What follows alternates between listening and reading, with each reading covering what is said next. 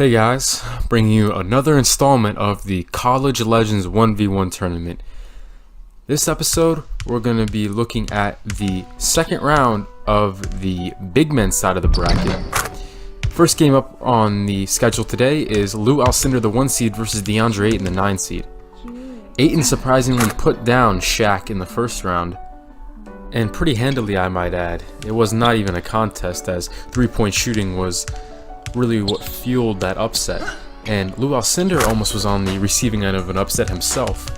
He had to beat Tyler Hansborough in extra points, as it took him until he scored 14 over Tyler Hansborough's 12 to win that game.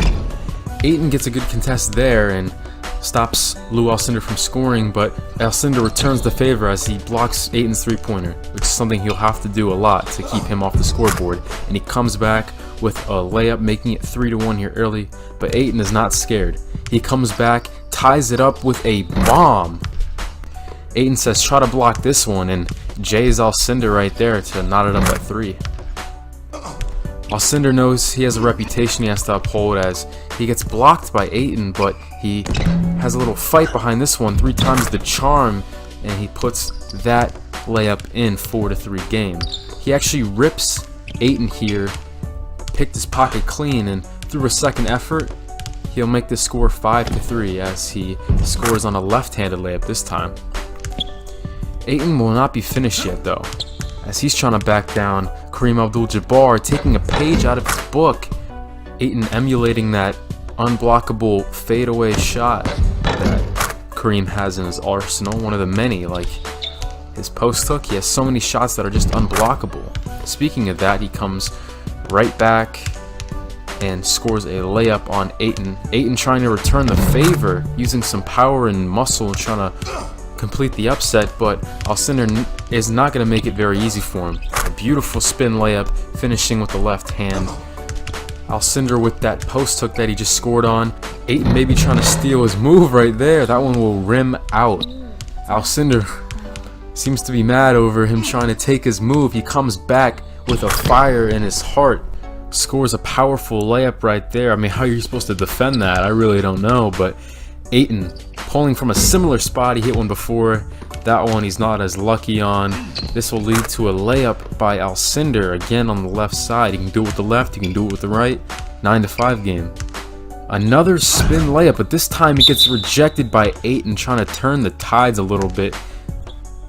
Throw some momentum maybe in his direction, as he needs a late comeback here to try to stay in the game, but Alcindor puts that block behind him, and he puts in, once again, a spin finish. Ayton with another fadeaway jump shot though, making it 10-6, but he needs 2s right now. He has not had his three-pointer working like he did in the first round, but it will be too little too late as Alcindor scores on a layup that will probably be an and 1 in a regular game. Fights to the contact, and we're moving on to the next game as the 5 seed Tim Duncan will take on the 13 seeded Hank Gathers. The winner of this game will face Lew Alcindor.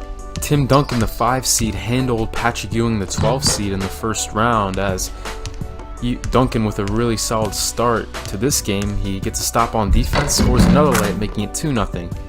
Hank Gathers would upset the 4 seed Blake Griffin, but unfortunately gets blocked there, but he remains active on the glass, using some power there, and he puts in a little kiss off the glass, making it 2-1, cutting the lead in half.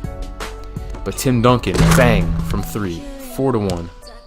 Tim Duncan shot 32% over his whole career from the three-point line at Wake Forest. He puts in an impressive one right there.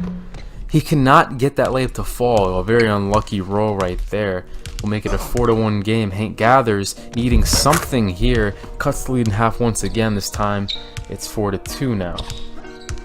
Here comes Gathers trying to spin again, and he puts in another finesse layup, a very big staple to his game before his untimely passing was his slashing. But Duncan immediately answers. Now it's 5-3. Duncan still in the driver's seat. Hank Gathers putting on a beautiful crossover to the finish, making it 5-4. Hank Gathers not out of it just yet. He just needs to stop and a score, and he can tie it up. But that's much easier said than done against an all-time great like Tim Duncan. Another 2-pointer from Duncan. That's good. 8-4 as Hank Gathers has very quickly gone from a one basket game to having his back against the wall, and there's a swat by Duncan, his second of the contest. This rejection was just as emphatic as the first one, but just like the first one, Gathers does corral the miss and put it in. 8-5 game. Duncan with another fundamentally sound post move. That's what he's known for, the big fundamental. 9-5 now. Gathers tries a left-handed layup, and Tim Duncan swats this one to the second row.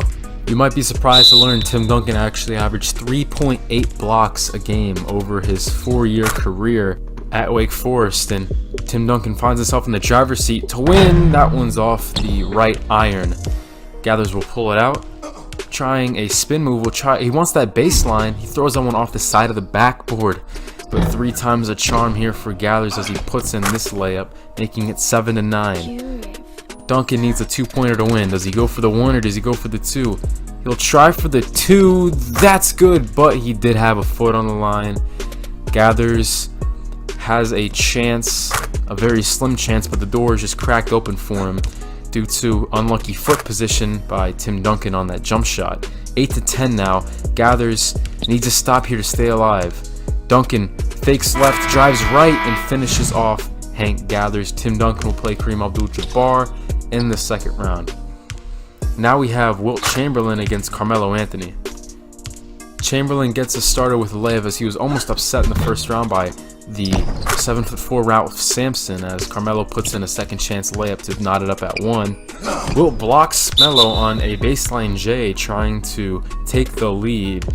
Carmelo drives right off of a sick crossover to a tomahawk slam. He put down Emeka Okafor in the first round. Carmelo coming out here with a vengeance, wanting people to know that he's not going to roll over for Wilt Chamberlain.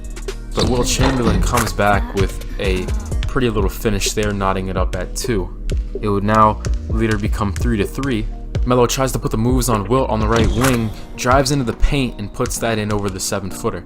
But now here's Wilt using his body, trying to score there. No good, but the offensive rebound leads to a thunderous jam over Carmelo Anthony, returning the favor for that mean tomahawk Carmelo just put on him a few seconds ago. Carmelo's angry, however. He takes the exchange, tries to put up a long 3, no good. That leads to an easy lane. Wilt Chamberlain slamming that down, Statue of Liberty style, with the left hand. But Carmelo's not done. He puts in an in-and-out move this time, zooms right past Wilt, and embarrasses Wilt there, tying it up at 5, but Chamberlain would then take the lead, now 6-5. Tries an in-and-out spin move. That's good. Wilt's ball handling has always been underrated in my opinion. As he puts on the moves once again, now it's going to be 8-5 after the second effort goes Wilt's way. Carmelo needs something here, anything honestly, to just stay in the game. He does not want to go out without a fight after the slams that he put in. Carmelo fighting on the offensive glass. He's really working hard down there. It would be just a 1-point game if Carmelo scores here, and he does. He scores over the colossal big man known as Wilt Chamberlain, but he does put in a left-handed layup to make it 9-7, increasing that gap to 2 once again. Carmelo will come back with a layup, but he blows a gimme from underneath the basket. He needed that one to go so badly, as Wilt puts in a layup, shows him how it's done. 10-7 game. It's game point. Wilt just needs one more basket. He leaves that one short. Carmelo sprints out, jacks it up Patrick Ewing style, rattles in. 10-9 game now after this monumental shot by Carmelo, trying to stay in the game. 10-9. Wilt Chamberlain needs one more basket to score, however, and he gets that basket, dwarfing Carmelo on the shot. He just drops it right in there. Wilt Chamberlain is on deck to play whoever wins this game between the 2-seeded Larry Legend and the 7-seeded Bill Russell, as Larry Legend gets us started quickly here as he puts in a 2-pointer from the left wing, but Russell drops in a layup to make it 2-1. Bird dismantled Michael Beasley in the first round as he makes 2 long-distance threes to begin this one. Look where he hits that one from. 4-1 game here. Bill Russell got the best of Greg Oden in the first round as he scores again inside. Larry gets a shot block there, but that will eventually lead to an easy lane A free lane at that for Larry Bird as the second chance bounce goes his way. He corrals it, puts it in. But now a tough layup rolls in for Bill Russell. I thought he left that short, but he did get the friendly bounce. Puts in another layup back-to-back, making it 5-4. Larry Legend putting the moves on Bill Russell. He just cannot keep up with Larry Bird. 6-4 game. Bill Russell leaves that one short, but the second effort goes his way. 6-5, the second effort pays off. But Larry Bird will not be done with his three-point showing. This one rattles in. 8-5 game. Bird is trying his best, but it's all in vain. He's trying not to let Bill Russell have whatever he wants inside, but Russell, on the other hand, is letting Larry Bird have whatever he wants on the outside. That's another two-pointer scored for Larry Legend. He's Jay's Bill Russell wants a game, and it's game point just like that. That will not go in. Finally, Bird cools off from three, misses one. Russell needs a layup to stay in contention. Puts that one off the glass with a soft kiss. 7-10 now. Bird once again game point. Will he try the two that's been so kind to him today, or will he go inside? He chooses the latter, and that is a beautiful finesse layup to end this first round. You don't normally see that from Bird, but he has it in his arsenal when he needs it. The master of trickery when it comes to the offensive part of basketball. Tim Duncan against Lew Alcindor. Will Chamberlain versus Larry Bird. Who will move on to the Final Four?